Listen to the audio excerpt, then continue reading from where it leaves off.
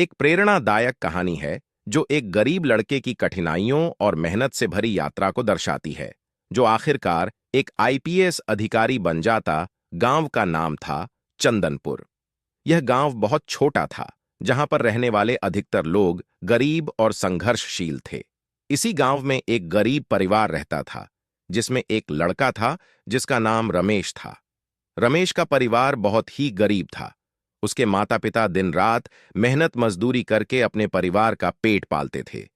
रमेश के पिता किसान थे और मां गांव के अमीर लोगों के घरों में काम करती थी। रमेश एक बहुत ही होनहार और समझदार लड़का था। उसके माता पिता उसे बहुत प्यार करते थे और चाहते थे कि वह पढ़ लिख कर एक बड़ा आदमी बने। हालांकि गरीबी और संसाधनों की कमी के कारण रमेश को पढ़ाई करने में काफी कठिनाई होती थी, लेकिन उसने कभी हार नहीं मानी।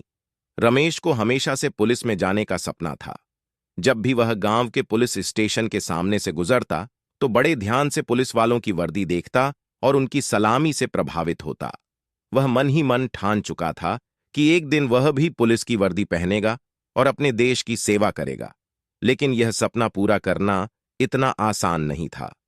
रमेश के पास न तो अच्छे कपड़े थे और न ही अच्छे स्कूल की सुविधाएं। वह फटे पुराने कपड़े पहनकर ही स्कूल जाता था। उसके पास पढ़ने के लिए किताबें भी नहीं थीं, इसलिए वह अपने दोस्तों से किताबें उधार लेकर पढ़ता था। कई बार उसे भूखा रहना पड़ता, लेकिन उसने अपनी पढ़ाई में कभी समझौता नहीं किया। एक दिन स्कूल में अध्यापक ने पूछा, बच्चों, तुम बड़े होकर क्या बनना चाहते हो? किसी ने डॉक्टर बनने की बात की, तो किसी ने इंजीनियर बनने की। लेकिन जब रमेश की बारी आई, तो उसने पूरे आत्मविश्वास से कहा, मुझे आईपीएस ऑफिसर बनना है।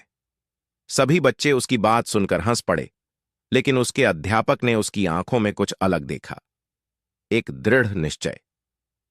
अध्यापक ने रमेश को बुलाया और पूछा, रमेश, क्या तुम वाकई आईपीएस बनना चाहते हो?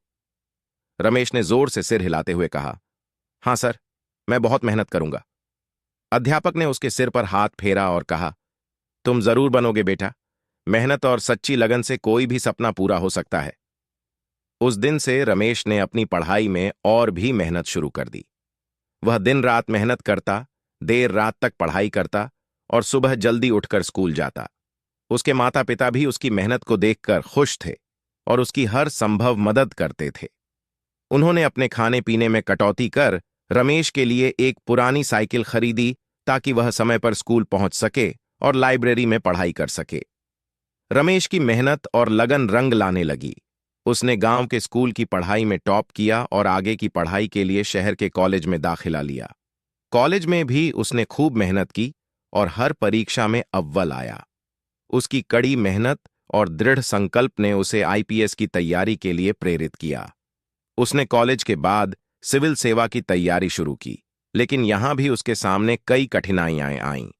शहर में रहने का खर्चा, किताबों का खर्चा और पढ़ाई के लिए जगह की कमी, ये सब रमेश के लिए बहुत बड़ी समस्याएं थीं। लेकिन रमेश ने हार नहीं मानी।